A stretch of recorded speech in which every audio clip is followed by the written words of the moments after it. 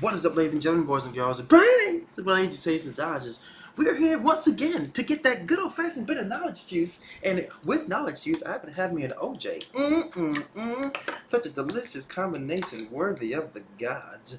Cheers to another Monday.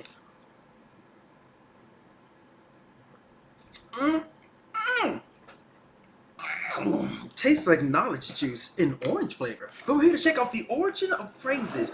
Now, there was another video, I think it was like the origin of some other words or whatever, but I don't think we've seen this one yet, ladies and gentlemen. Origin of phrases. I do happen to find the original stories most intriguing. Y'all know the deal, ladies and gentlemen. Link in the description down below. To the main man, Nella Academy. And since it is Monday, it makes sense that we're going to do Academy. You know what I'm saying? Going to Academy classes and whatnot. Makes perfect sense. Let's get this gravy train rolling. Original of a phrase. Let's do this thing. Play button. Where you at? There you are.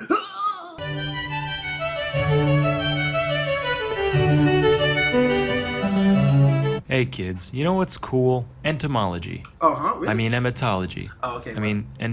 Etymology. Yeah, there we go. Today we're going to talk about some words, some combinations thereof, and where they come from. First is the phrase white elephant. Now for those out of the loop, a white elephant is a possession which its owner cannot dispose of and whose cost, particularly that of maintenance, is out of proportion to its usefulness. And also a game played during the holidays for people who prefer random garbage over actual personalized presents. According to legend, this saying dates back to the monarchs of Siam. Whenever one of the king's courtiers drew his displeasure through whatever means, he would offer them a gift of a white elephant. It was considered the ultimate insult to refuse a gift from the king, so naturally the elephantee would be forced to accept. Now if you know elephants as well as I do, you would know that they are frickin' gigantic. Facts. They can consume around 50 gallons of water and 500 pounds of foliage every day, which would be quite expensive to keep up in modern times, let alone hundreds of years ago. Plus these ones are albino, so you have to hose them down with SPF 30 once an hour or else they'll turn into one big tumor.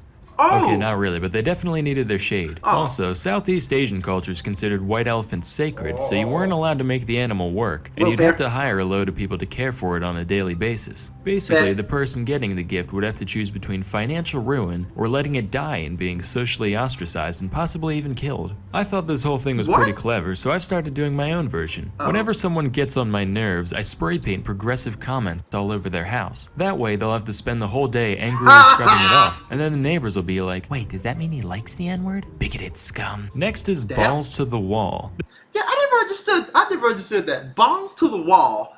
Like, when I think about that, when I used to take boxing, balls to the walls to me was like, you know, up against the ropes and all that. Like, oh man, balls to the wall. Let's do it. Do or die. So they okay. When we get big enough to actually have a story time and people actually want to listen, I got a lot of stories I want to tell y'all. But like, that's what I think of balls to the wall. Or like, oh man, this is it. This is the final thing, final stretch, balls to the wall. Where the hell? But yet, I don't think I want to know. Because if you're talking about these balls to something like that wall, I ain't feeling it.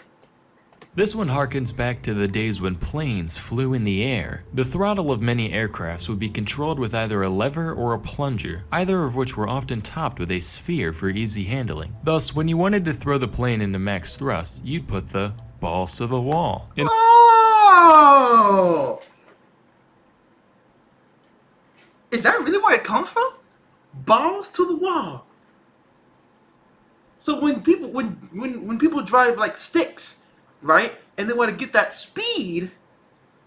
Balls to the wall? My God.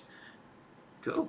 In a similar vein, the phrase balls deep comes from pinball machines. When you want to launch the ball full force, you pull the plunger all the way back, otherwise known as going balls deep. Balls deep! Nah, just kidding. That one actually means what you think it does. Next is getting your goat, a phrase used when someone or something annoys you. The origin of this phrase is still disputed by etymologists, but one theory traces back to the sport of horse racing. In order to stop horses from getting nervous before a race, their owners would stick a goat in the stables to keep them calm. Apparently, the presence of a goat has some kind of therapeutic effect on horses, kind of like a therapy dog, except they can't pet it on account of hooves, so they just sniff it for a while, Aw, I guess. that's Cut kinda to a cute. pack of young hooligans looking for something to do besides bootlegging and getting polio. They decide to break into the stables at night and escort the goat to an undisclosed location. No. Then when the race starts, instead of running straight ahead like a normal person, the horse would run into the crowd and drop kick a grandma or whatever. And the old crotchety oil tycoon who owns the horse would stand up, shaking his cane, yelling, "Those punks really get my goat." Thanks to modern medicine, anxious horses today can instead be given horsey Xanax to calm them down, which unfortunately means that the days of hot-blooded goat getting are over. However, some would argue that stealing horse tranquilizers can be equally rewarding in its own way. But enough of that mumbo jumbo. Hey, speaking of which, you ever Mumbo wonder jumbo? where mumbo jumbo comes from? Yeah, actually. Nice segue, Sam. Thanks, Sam.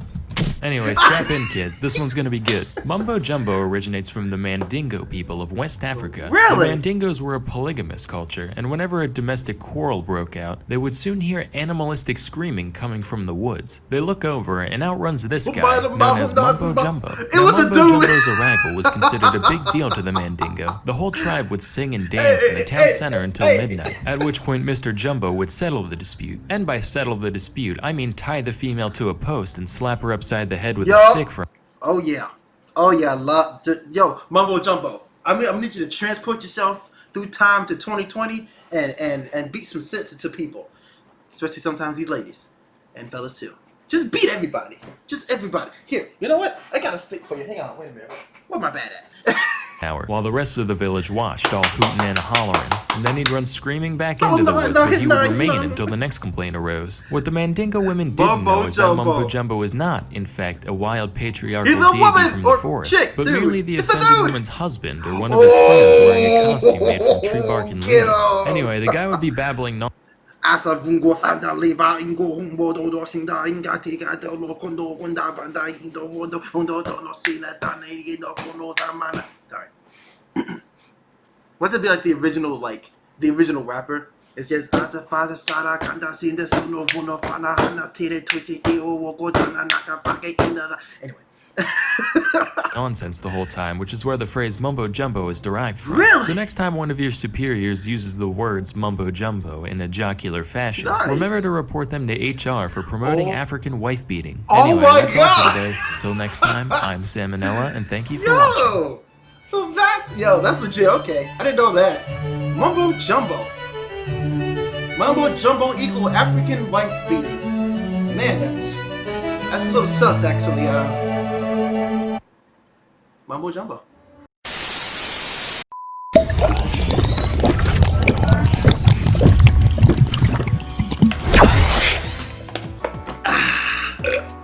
Mother effing yeet! Nailed it. Wait, did I actually nail it? I actually nailed it. Man, yeah. And thus concludes another delicious, tasty ball of knowledge juice going down my gullet hole and into my brain sauce. I feel smarter already. Wow. The origin of certain things. Intriguing. Mumbo jumbo, equaling African wife beating. The fudge? Getting your goat. I've actually never even, I don't think I've ever actually done that. And balls to the wall. Wow. Huh. Not bad. Not bad at all. That's gonna do it, ladies and gentlemen. I hope your knowledge juice levels increased to 5, because mine did as well. But guys, if you liked the video, take your beats from applause and awesomeness juice. Go ahead and smash that like button. And until next time, ladies and gentlemen, boys and girls, and babes of all ages, shapes, and sizes. Let's see if I can little bass perform.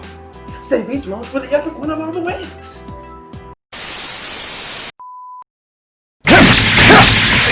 Oh!